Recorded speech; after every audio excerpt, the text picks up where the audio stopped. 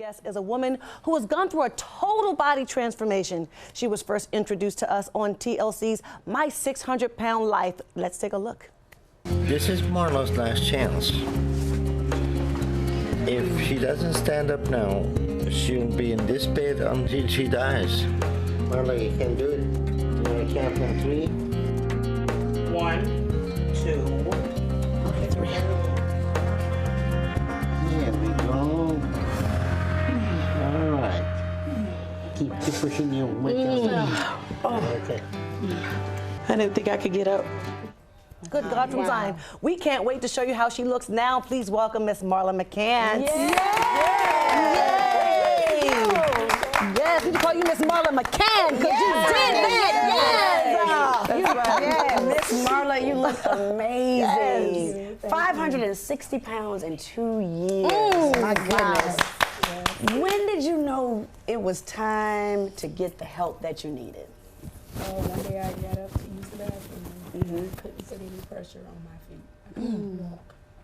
Wow. And I had seen a TV show where it was a woman or a man that was trapped inside a house, and I didn't want to be like that. Yeah. Yeah. So it was time. You were like, this is the day that I changed my life.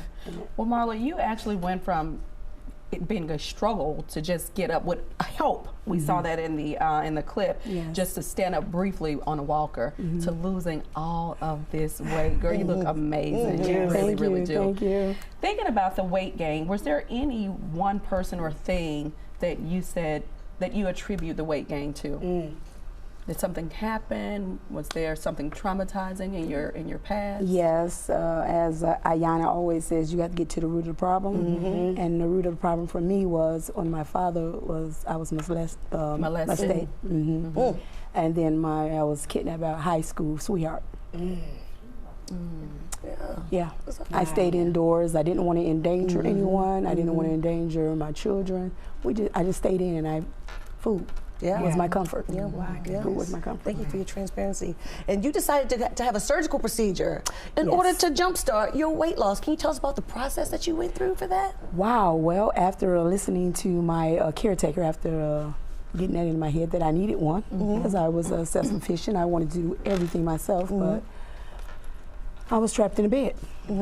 So after listening to her, I seeked out and wrote people, didn't get any answer, and she told me, Marla, it's this show that takes people in for the surgery, and you need to write in. So I thought about it and I wrote in.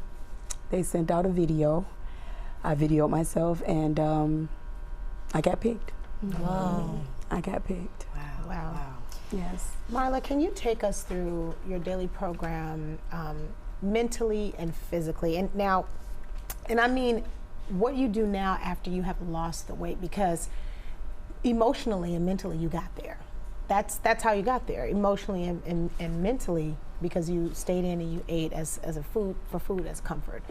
So now that that's over and that's gone, and you have this amazing body now, and you're in a better place, how do you maintain the positive mindset to continue to thrive without slipping back into that mindset? Well, I first want to get out there that food is an addiction. We don't look at it as, it's not. It is an addiction. I'm going to always have that mindset. It's something that you struggle with. Yes, I struggle with. But what is it like to be able to say, I win over food every day? Because you're winning. You are winning right now. I never want to go back to that place. Yes. I never want to go back to the place. The way I was treated, you never want to go back there.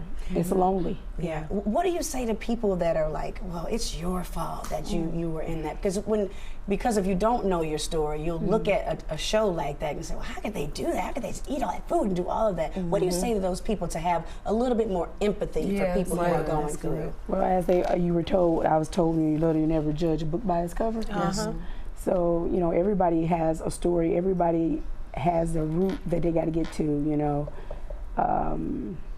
For those people, they're just ignorant. Misinformed. Well, we're talking books, and you have one, my dear. Yes, I'm writing a book. Absolutely. Yes. So what will be the take-home message that you want people to get while reading the book or when reading the book? That you can overcome your struggles and fears. You can overcome. You can do it. I did it. Yes. You can do it. Yes. And I believe God has put me here to share my stories. It's not for me. It's for everybody else that's out there struggling. Absolutely. Yeah. And that's what I want to do. Yeah, and speaking of sharing your stories, talk to us about Lending Our Shared Stories. What is that you're creating? Yes, it's this wonderful organization that I joined, Lost Yes, and it deals with anyone or anybody that lost anything, be it pet, spouse, mother, brother, sister, cousin, anybody that's lost anything, just to let you know that you're not alone. Yeah. We need to come together as a community and share and get the love that we deserve and need to make it out here. Right. It's rough. Yes. Yeah. It's really rough.